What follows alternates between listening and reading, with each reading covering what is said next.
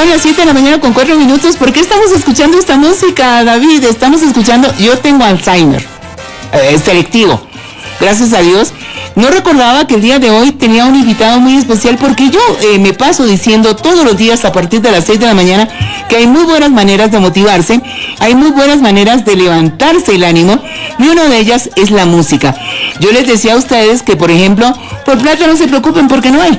¿Por qué te vas a preocupar? En un país donde nunca hay plata, estás debiéndole a la luz, estás debiéndole al teléfono, te cortaron el internet, no tienes plata, tienes que ir a fiar en la tienda, el agua potable no te fía, que a propósito, qué caras que están las facturas del agua potable, pero yo les decía, la música es la alternativa. Si usted puede, por ejemplo, ir a un parque, ponerse audífonos y empezar a caminar con buena música, la cosa pues obviamente se resuelve. Pero hay otra manera también de mejorar tus condiciones de vida, de mejorar tu ánimo, de mejorar inclusive tu entorno, las relaciones con la sociedad, que es la musicoterapia. Está con nosotros, le damos la bienvenida a Mario Ayavaca. Nos conocimos hace como 100 años. Con Mario, yo decía, esta cara la he visto en algún lado. Con Mario nos conocimos en el Conservatorio Francés, de donde era estudiante mi sobrina Carolina Varela, que hoy forma parte del Teatro de la Ópera en Roma. Después vamos a hablar de la ópera y de este escándalo que se dio a nivel mundial, pero hoy vamos a hablar de musicoterapia con Mario. Mi estimado Mario, bienvenido. ¿Desde cuándo haces tú musicoterapia? ¿En dónde andas? Qué gusto tenerte aquí a través de la gran señal de Sonorama y a través de Área Deportiva. Un gustazo, querida Julieta, y muchísimas gracias por tu espacio aquí. Sí, a los años he sido súper pleno verte para poder conversar de algunas cosas. Ahora, bueno, hablando del tema de musicoterapia, la musicoterapia yo la estoy aplicando desde alrededor de unos 2 años, que terminé la maestría, pero también ha sido un punto en el cual he podido unificar mis 2 profesiones, que es la de psicología clínica y también la de música. Estudié música, terminé los estudios formales de música y claro, la musicoterapia fue como ese punto medio para poder aprovechar la música, como tú bien dices, el hecho de toda este potencial y esta capacidad que nos puede hacer vivir la música, pero sí ponerla a través ya de una estrategia, a través de pasos que beneficien el aspecto ya, sobre todo clínico y también comunitario. Bueno, yo he comentado aquí, mi estimado Mario, la gente me ha visto a través de @Sonorama TV Oficial, yo bailo hasta el himno nacional. El señor pone música de fondo, pone mi presentación y yo bailo, hermano, hasta las canciones de los equipos de fútbol. Y yo decía algo que yo no sé si le pasa a mucha gente. En mi casa, en mi condominio, yo pongo el compás de la música, porque yo me levanto y lo primero que hago es prender el parlante que tengo y pongo música de acuerdo a mi estado de ánimo.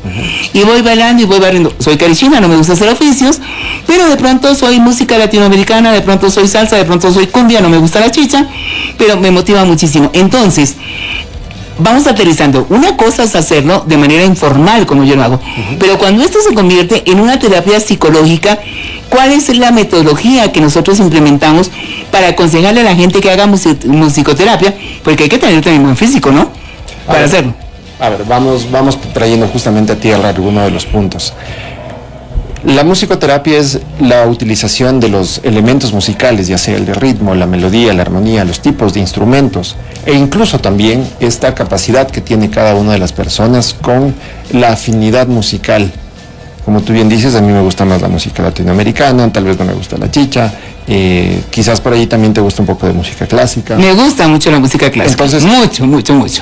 Todos estos elementos musicales van a estar en relación de con quién vamos a hacer musicoterapia. Y en musicoterapia hemos desarrollado algo que se llama la identidad sonora. Cada uno de nosotros tenemos una identidad sonora y esa identidad sonora está imbuida o está alimentada de todo lo que nosotros hemos ido viviendo desde el vientre de nuestra mamá.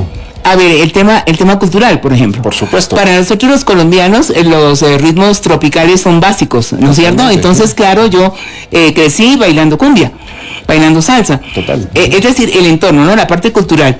El hecho de que tus padres, que son los transmisores culturales por excelencia, escuchaban determinados géneros musicales. Pero tú haces un diagnóstico. Haces un diagnóstico para decir, Davidcito, mijito, usted que anda medio deprimido, ¿cómo haces el diagnóstico para que tú le digas, no, tú no bailas salsa, tú bailas tango? ¿Cómo se hace esto? Ya, más allá de llegar a determinar, porque entiendo lo que quieres decir, pero considero que también la comunidad, la sociedad debe tener como bastante claro por dónde van los procesos de musicoterapia, sí es parte de una evaluación. Ya, porque como todo tipo de intervención clínica, médica, en un contexto de salud, tiene un proceso de evaluación inicial que está muy ligado a lo que nosotros hacemos en la parte de psicología. Sí puedes tener intervenciones netamente de musicoterapia, donde van a haber evaluaciones, por ejemplo, no solo de la identidad sonora, donde vemos estilos, formas de movimiento, sino también qué tipo de instrumentos a la persona le viene bien utilizar, porque musicoterapia no es solo el hecho de escuchar música y bailo, y no, claro. No, musicoterapia es también hacer música a través de instrumentos. Ah, mira tú. Eso, ajá, y por eso, mira, eso me interesa mucho que la gente sepa, porque, claro, la musicoterapia es una rama nueva de aplicación aquí en salud mental, sobre todo en el Ecuador, y tenemos asumimos muchas cosas sobre la musicoterapia. Lo que pasa es que la musicoterapia está ligada a otra terapia, que es la bailoterapia, porque son dos cosas que van unidas de la mano. Pero, mira, Mario, cuando yo era adolescente era más loca que una cabra. ¿No es cierto? Sigo siendo. Y claro, mi mamá en alguna ocasión dijo, tengo que mandarte a un psicólogo. Y efectivamente el psicólogo me sentaba y me ponía unos audífonos y me ponía una música que yo me quedaba dormida. Dormida. Una música así toda New Age. Y yo me quedaba dormida. Eso ya se superó, entiendo. O sea, ahora tú me estás diciendo que se hace una evaluación, que se hace un diagnóstico previo, y es esto de que, porque antes eran determinados géneros musicales los que entraban a la terapia. Ay, mira, es súper interesante lo que cuentas, Julieta, porque tal vez la mayoría de personas asume que la musicoterapia es parte o está ligada con la bailoterapia. Más bien la perspectiva es, la musicoterapia está dentro de las terapias artístico-creativas, las TACs. En las técnicas y en las terapias artístico-creativas sí está la musicoterapia, está la dramaterapia, está la escritura, hay otras ramas. ¿Ya? Tal vez lo que a ti te pasó fue que no te atendió un musicoterapeuta. No, en esa época no, pues imagínate, yo tengo 100 años y en esa época era adolescente. Ha cambiado la ciencia. Y voy al hecho de que ya había musicoterapeutas a partir de la década del 70. Ah, entonces sí estaba todavía en el intervalo en ese caso a lo que voy es que es muy importante que nosotros sepamos cuándo es musicoterapia y cuándo no. La música obviamente nos puede relajar y cualquier persona, por ejemplo, te puede poner algún tipo de música o hacer, digamos, algún tipo de ambiente sonoro como para que la persona se relaje. Es que la música, hermano, es un estimulante. Un estimulante positivo o negativo. Yo he visto, sobre todo a los ecuatorianos tan anacrónicos, claro, esto no es musicoterapia, pero escuchan cierta canción, se van en llanto, cáigase un espumosa y demás, porque a la hora del té te estás introduciendo en el tema. Claro. Digamos, esa es la parte general, la parte previa de la musicoterapia. Dime, ¿cómo es la evaluación? ¿Cómo se hace la evaluación? Perfecto, muy bien. Entonces, en la evaluación podemos nosotros tener, como tú decías, Julieta, ir viendo cuál es la historia de vida de la persona, dónde nació, porque obviamente va a ser distinta la identidad sonora de una persona que vive en la costa, a diferencia de una persona que vive aquí en la sierra. O una persona que quizás viene de otro lugar. Y aquí lo interesante es que tenemos ahora, por ejemplo, bastantes personas que han tenido estos procesos de migración y está habiendo un cambio cultural muy interesante. Porque la música migra también. Exacto, la música yo lo considero como una forma de lenguaje, entonces los lenguajes también se van empatando. Y esos lenguajes, en este caso sonoros, rítmicos, melódicos, armónicos, van tejiendo también una nueva forma de entender a la persona. Entonces vamos evaluando y vamos viendo que si tú naciste en tal época, porque la identidad sonora también depende del momento, ¿no? Ochenteros, setenteros, gogoteros, ¿qué? Exacto, por ejemplo, a la mayoría de personas de la tercera edad van a resonar mucho con el tema de pasacalles, si es que es aquí en la sierra, pasillos, distintos tipos de pasillos. Baladas, música para planchar. La que decimos música para planchar, iracundos, etcétera, etcétera, etcétera. Pero claro, para ellos es parte de lo que de su época. La identidad, mira, eso es una reflexión bien bonita. La identidad no solo está ligada al tema de quién soy, sino en dónde estoy dependiendo del tiempo. Nosotros hacemos inconscientemente musicoterapia, la hacemos, todos los seres humanos, porque a la hora del té, como yo te digo, la musicoterapia, la música en sí misma es un estimulante natural. Yo recuerdo con Paulina Tamayo que ella decía, siempre me piden collar de lágrimas cuando viajo a Estados Unidos y a Europa. Y cada vez que ella cantaba esa canción terminaba llorando con los migrantes que terminaban bailando una canción como collar de lágrimas, date cuenta. Y claro, era una forma de sacar todo eso que el migrante tiene. Claro, de catarsis. Exactamente, que es una forma de terapia también, ¿no es cierto? Mira, aquí sí me voy a poner un poco picky, me voy a poner así como muy, muy específico, porque quizás estamos viviendo una época en la que cualquier cosa le llevamos terapia. Ok. Hay que ser muy cuidadoso. No, pues hay que entrar, por eso yo te digo, o sea, nosotros vamos de lo general a lo particular, porque claro, la introducción a la musicoterapia es esto que yo te estoy diciendo, pero vamos a la parte especializada cuando realmente se convierte en un tratamiento. Tú dices, el entorno, el contexto, la edad, la clase social, es decir, hay un montón de elementos que determinan cuáles son los géneros musicales que se deben utilizar para la musicoterapia. Exacto. ¿Te entendí eso, no es cierto? Súper. Ya determinamos cuál es el género. ¿Y cómo se hace el tratamiento? Por favor, cuéntame. Ya, perfecto. Entonces, dentro del tratamiento, antes de la planificación, es también identificar qué tipo de objetivos o qué tipo de necesidades o demandas tiene la persona. Puede haber una persona que tenga, digamos, el hecho de la necesidad de procesar algún tipo de emoción o procesar incluso algún tipo de duelo. En ese caso, vamos viendo, como te decía, qué aptitudes tiene la persona de manera más fáciles en cuanto a la música. Si es una persona que le viene mejor escuchar música, tener actividades de musicoterapia pasiva, receptiva, o tal vez si es que se le puede proponer ya algún tipo de actividad de musicoterapia activa en la cual hace música. Porque, ¿Crea música? Sí, hace música. Mucho de esto es la improvisación, otra es el canto de canciones conocidas. Por ejemplo, nosotros pudiésemos interpretarlo que el momento de ir a un concierto y cantar las canciones, o estamos en un coro, estamos teniendo un proceso también emocional. Pero ese proceso emocional quizás está ligado más a un aspecto más de entretenimiento y a un aspecto un tanto más estético. Pero también es una válvula de escape. Sí, tiene su componente emocional. Por eso lo vimos con Shakira, por ejemplo. Con todos los artistas. Sí. De hecho, sí. De hecho, cuando tú invitas a un artista a un concierto, lo primero que le pides es que por lo menos el 70% de sus repertorios sean canciones conocidas. Entonces, claro. Ajá. Mira, el asunto es que en un contexto terapéutico ya tratas temas de manera más individual y cosas más específicas. Hay quizás cosas que no lo dirías durante un concierto. Entiendo. Sí, entonces esa delgada línea es la que ya va dividiendo la utilización de la música en un aspecto estético de entretenimiento, que puede ser muy emocional, muy fuerte. Pero ya en el aspecto clínico, por ejemplo, hay cosas que uno solo al doctor se le dice.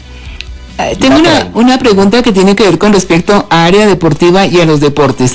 Nosotros estamos viendo, y de hecho lo hizo una declaración, uno de los jugadores del Manchester, del United, hizo unas declaraciones ayer, de que la gente no se da cuenta que él es un hombre solo, porque la fama realmente lo ha aislado, y estamos viendo cómo muchos futbolistas del Real Madrid caen, por ejemplo, en temas de depresión súper fuertes.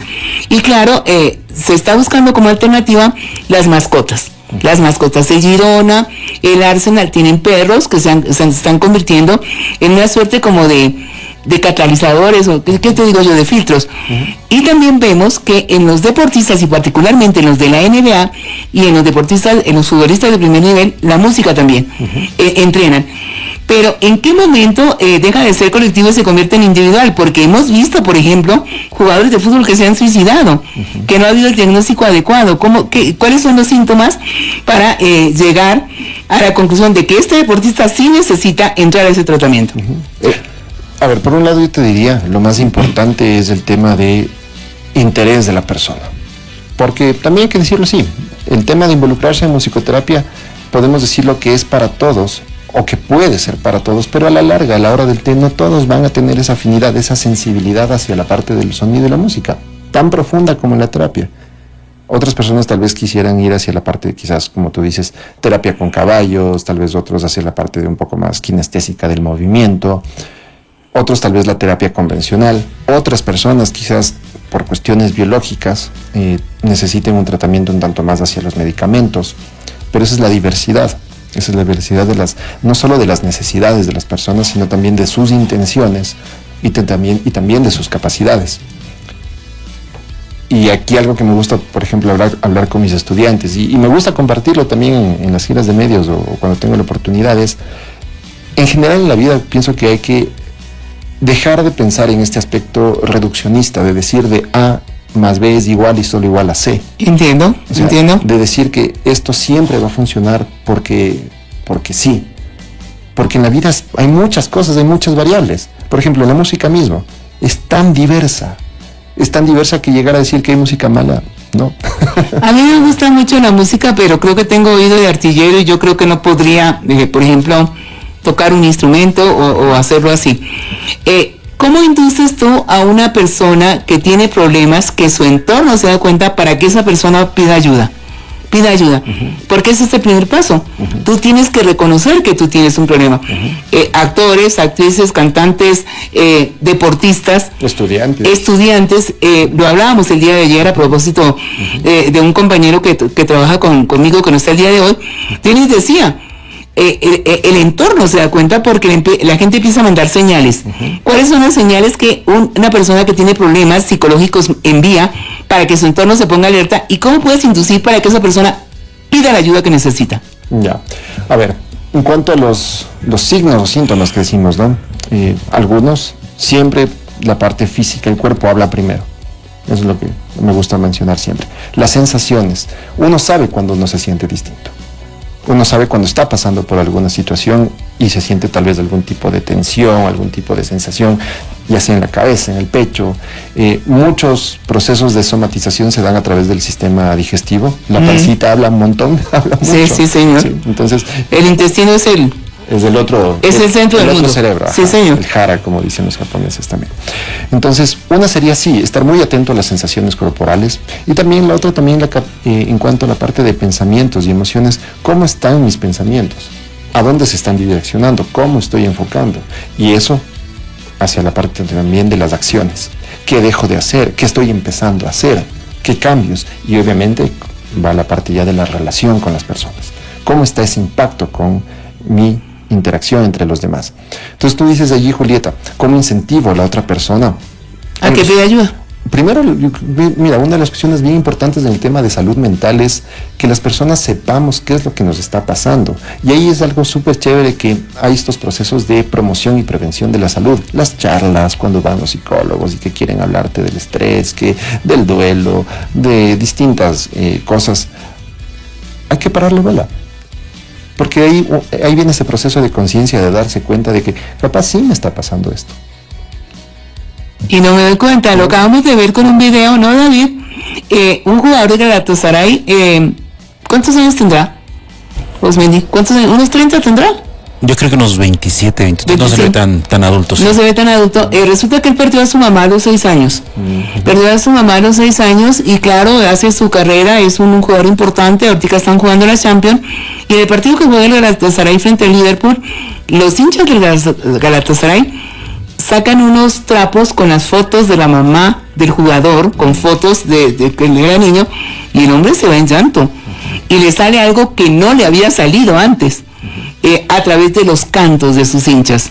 Es decir, ahí nosotros nos dimos cuenta que él no había resuelto un problema, un nudo, no había logrado desamarrarlo, no había soltado a su mamá, y no se había dado cuenta, porque no nos damos cuenta que eso está pasando, claro. Mario. Entonces, hay estos detonantes también. Claro, por supuesto. O sea, hay las situaciones de las que uno, como tú bien dices, si es que no se solucionan las cosas, el problema se mantiene. Y yo pienso que ahí, si me das chance de hablar de esto de salud mental también, el asunto es que usamos muchas pastillas, estoy usando una metáfora, ¿no? Muchas pastillas, mucho maquillaje, mucho filtro para tratar de evitar esos problemas. Entonces tú me dices, ¿cómo inducir a una persona a que quiera tratarse? Yo pienso que eso es un proceso muy individual. Uno tiene que llegar a la decisión de decir, ok, me está pasando eso y yo busco ayuda. Porque me ha pasado, y mis colegas doctores o psicólogos van a también entender, he tenido muchos pacientes de una sesión. ¿Y ya se les acabó el problema o qué? No, sino más bien son pacientes que van obligados, que porque la mamá, que la esposa, que tal persona. Entonces son personas que no van por una motivación interna. Otra pregunta que tiene también que ver con los deportes, porque esto es área deportiva, regularmente aterrizo esto. Estábamos hablando con David del gravísimo problema de adicción que han generado la página de pronósticos deportivos. De pronósticos deportivos que ya se ha convertido en un tema sanitario a nivel mundial. Por ejemplo, disculpa que te interrumpa ahí, Julieta, vi ayer que en Brasil incluso están suspendiendo el tema de apuestas deportivas. ¿Por qué? Porque está generando problemas no solo económicos, sino también una cuestión de ludopatía que se le está yendo crónica. De hecho, yo trajimos esta colación, sí, lo hablamos de Lula da Silva, que está bloqueando ahorita, por ejemplo, financiamientos a los equipos de fútbol porque no hay coherencia, que las páginas de pronósticos deportivos auspicien el fútbol, eso no tiene lógica. Y hablábamos del Divo Martínez. El Divo Martínez es un hombre que yo creo que es un sociópata, porque tú seguramente has seguido al arquero de la selección argentina, y resulta que él está siendo llamado la atención por parte de la UEFA porque acaba de hacer promoción de páginas de pronósticos deportivos. Es obvio que ahí hay un problema. Es obvio que ahí hay un problema, no solamente por sus comportamientos individuales, sino porque cómo se le ocurre a él, siendo una figura pública, promocionar una página de pronósticos. Y claro, él también, a lo Kendry Páez, a lo Divo Martínez, son jugadores que muestran problemas, Mario, que evidencian problemas de comportamiento, de situaciones no resueltas, pero no piden ayuda. Entonces, ¿cuál es la responsabilidad que, por ejemplo, su jefe inmediato tiene? En el caso de Kendry Páez, la selección ecuatoriana, porque sus padres sabemos que viene de una familia disociada. ¿Cuál es la responsabilidad no de tu familia, sino de tu jefe, tu manager? ¿Cuál es la responsabilidad? ¿Cómo logras inducir para que esta gente pida ayuda, musicoterapia, por ejemplo? Por ejemplo, ahí yo te pondré una como contrapregunta ahí, a manera de respuesta. ¿Será que la salud mental está dentro de las responsabilidades de un club de fútbol? Sí, yo creo que sí. Perfecto. Yo creo que sí. Si es que eso está, porque una de las cosas que a mí me preocuparía es que, claro, nos preocupemos nosotros y estemos diciendo, bueno, debería haber algún tipo de responsabilidad, pero ¿qué tal si es que institucionalmente no hay ese parámetro súper claro, así de decir, hay que mantener algún tipo de... Yo tengo otra pregunta, Mario. Tú eres catedrático de la Universidad de San Francisco. Sí. Y por X o Y razón se te ocurre tener una aventura con una de tus estudiantes. ¿No es cierto? No. Es un ejemplo. Lo acabamos de ver en la Universidad Central. Justamente en la Facultad de Psicología, de cierto profesor que a cambio de favores le daba trabajo, le ofrecía trabajo a sus estudiantes. ¿Qué haría la universidad en tu caso? ¿Qué haría? Expulsión, porque hay un código, una cuestión ética de valores de personas, o sea, eso, sea donde sea, ojo. Pues claro, sea donde sea. Entonces, esto también tiene que ver con respecto a los deportes. El problema es que, como esto es un negocio que maneja tanto dinero, Mario, los dirigentes cobijan a los jugadores y les justifican todo. Claro, conviene, es una conveniencia. Es una conveniencia, pero nosotros vemos, es decir, un adolescente del Real Madrid, como Asensio, Raúl Asensio, sube fotos, no las toma él, pero sube fotos de una niña menor de edad, fotos teniendo relaciones sexuales con un amigo. No tome las fotos, se las pasa ni las sube a sus redes sociales. Luego, es evidente que hay un problema. ¿Qué hace el Real Madrid? Lo cobija porque es un negocio. Entonces, claro, si hay una responsabilidad, insisto, no solamente de tu entorno inmediato, sino también de tu entorno laboral. Ese es el asunto. Y claro, la musicoterapia, porque hay veces la musicoterapia es un tratamiento psicológico clínico, de psicología clínica. Se deriva de la parte de salud mental. Ok, correcto, se deriva de la parte de salud mental. ¿Y en qué momento deja de ser psicología clínica para convertirse en un tema psiquiátrico? La musicoterapia también llega hasta allí, porque tengo entendido que el psiquiatra te medica por cierto tipo de patologías. Llega la musicoterapia hasta la parte psiquiátrica también. A ver, súper importante allí, la musicoterapia es una forma de terapia de apoyo que puede estar dentro de varias áreas. Yo venía pensando para la entrevista aquí en Radio Deportiva de que sí pueden haber y hay aplicaciones de musicoterapia hacia la parte de rehabilitación física. Ah, mira tú. Sí, porque también es un proceso más bien de reeducar, de rehabilitar funciones, por ejemplo, motricidad. Pero también puede trabajar en distintas áreas, psiquiatría, cuidado paliativo de dolor, para los deportistas, el cuidado paliativo del dolor. Sí. Impresionante. Mario, el tiempo ha pasado volando, estamos llegando a la parte final del programa. ¿En dónde te pueden encontrar? Claro que sí. Un teléfono, porque obviamente yo creo, nosotros sí vamos a hacer musicoterapia, si necesitamos, ¿no es cierto, David? Yo creo que sí. nosotros vamos a ser tus primeros pacientes. Mario de Vaca, ex catedrático del Conservatorio Franz Liszt, por eso me sorprendió verlo no me sorprende verlo en el tema de musicoterapia, académico de la Universidad San Francisco, nos ha abierto mucho el espectro en relación a la importancia de la música en los tratamientos de psicología clínica. Muchísimas gracias, Julieta, ha sido un gustazo verte. Y para las personas que estén interesadas en Calmia, que es el Centro de Musicoterapia y Salud Mental, primero en redes sociales nos pueden encontrar como Calmia Oficial, Calmia con C. Nuestros teléfonos es el 098-718-2971. En este caso, la musicoterapia es una terapia individual, como es la equinoterapia y un montón de terapias, porque ahorita hay un montón de alternativas. Muchísimas gracias. El objetivo de este tipo de entrevistas es aportar a la salud mental desde los deportes hacia la sociedad. Claro que Muchísimas gracias, mi querido Mario. De aquí en adelante, pues nosotros ya despidamos el programa, mi estimado David. Se juega la fecha de la Liga Pro, nos dimos la fecha, no sabemos ni quién juega, no sabemos ni qué fecha se juega, pero no importa porque valía la pena realmente tratar este tipo de temas. Muchísimas gracias. Gracias a ti, querida Julieta. Nos despedimos, compadre, nos vemos, nos escuchamos desde el próximo día, lunes. Hasta luego. No hay nada más importante que estar informado. Por eso, si usted es amante de los deportes, quiere estar actualizado en noticias, variedades, tener contacto con nosotros o simplemente escuchar nuestra programación en vivo, ingrese a sonorama.com.es y descubra una variedad de contenidos